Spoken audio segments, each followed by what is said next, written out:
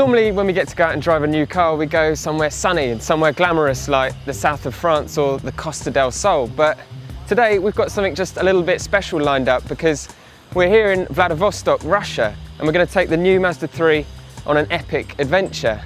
Now this car's just arrived from Japan, just a short hop over the Pacific, and we're going to end up taking it to the Frankfurt Motor Show. So we're the first group of journalists and we're going to take it about 1,000 miles and 3 days from here to a place called Vladivostok, and then someone else will take over and take it to the Frankfurt Motor Show from there. So we've got a long way to go, so we should probably get going, shouldn't we?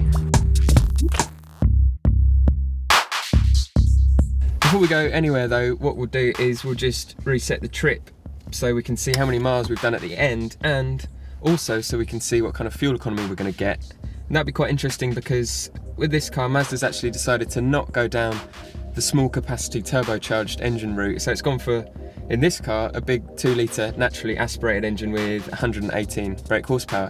And they say the good thing about those engines is that you can get nearer to the official claimed economy figures. So this engine is supposed to be able to get 55 mpg, so we'll come back to this at the end and see what we do actually end up with.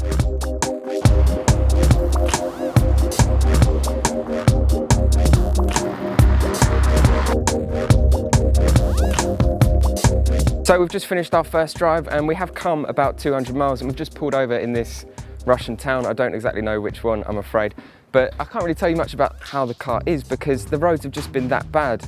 We averaged about 25 kilometers an hour just because there's potholes everywhere, and it seems like most of the highways are under construction, so it's been really slow progress. But we have been following a lot of other Mazda 3s, and one thing you can say is that it does look really, really nice. It uses Mazda's Kodo soul of motion design language, so you get everything that you got on the Mazda 6, like those swept back headlights and that big shield grille. If you thought perhaps the Focus was a bit controversial and the Golf maybe a bit boring, well then this is something really, really different to that. And if you want your family hatch with a little bit of aggression, then you could go far worse than getting a new Mazda 3.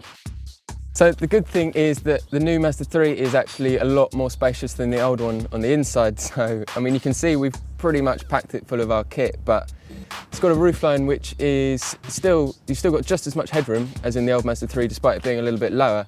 The front seats, you get a little bit more legroom because they're mounted a bit lower as well. So it's all pretty spacious in here, and we have managed to fit 3 of us along here, along with all our camera gear. And you'll see in the boot as well that despite the fact that we've got a full-size spare, we've got a big tank of petrol in there, we have got 3 full-size bags in here. That's a 350-litre boot.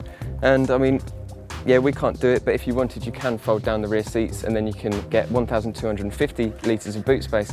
And there is also a saloon version of this car coming, which has 460-litre boot. So if you need more space, there's always that option.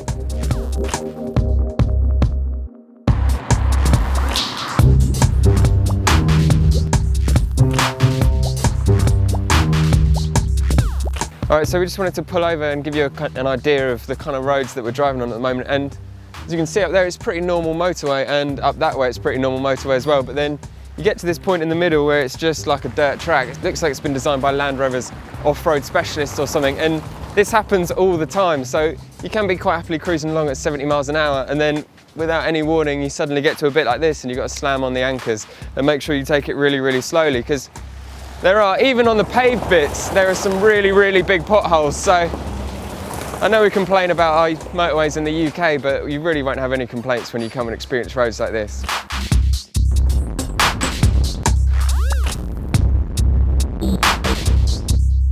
So it's the end of day 2 and we've ended up driving from Downachence to a place called Borobujan, which was about 507 kilometres. And for once, there were actually some really nice long sweeping roads along the way. So we got the chance to actually find out what the Mazda 3 is like. And it kind of confirms what I was thinking it was like on the first day, which is that it's a really, really nice car to drive.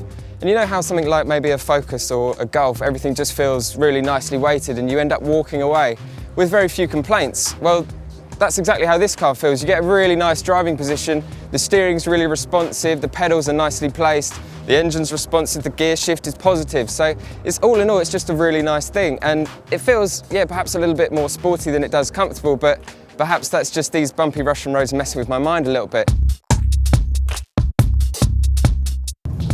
So just a few little notes about the Mazda 3 now that we've had a bit of time to drive it. And We actually managed to get on some pretty good roads today, what you'd probably say were more like UK roads. And the ride, I know I said it might be a bit stiff initially, but that was obviously just all the potholes and all the rubbish road surfaces, because it's actually really nice. It's quite nicely damped and it has a nice kind of spring to it. So it means that everything kind of gets leveled out in the way you'd expect it to.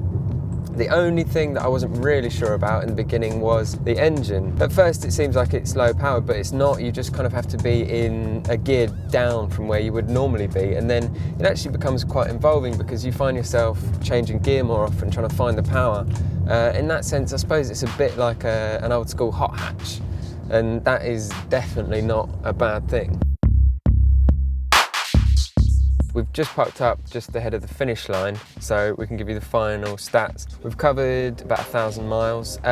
Fuel economy, which is about 40 miles per gallon compared to 55, so I suppose not too far away from the official, and we've still ended up with an average speed for the whole trip of 30 miles an hour, and that's just because of all the really bad roads that we've been going on.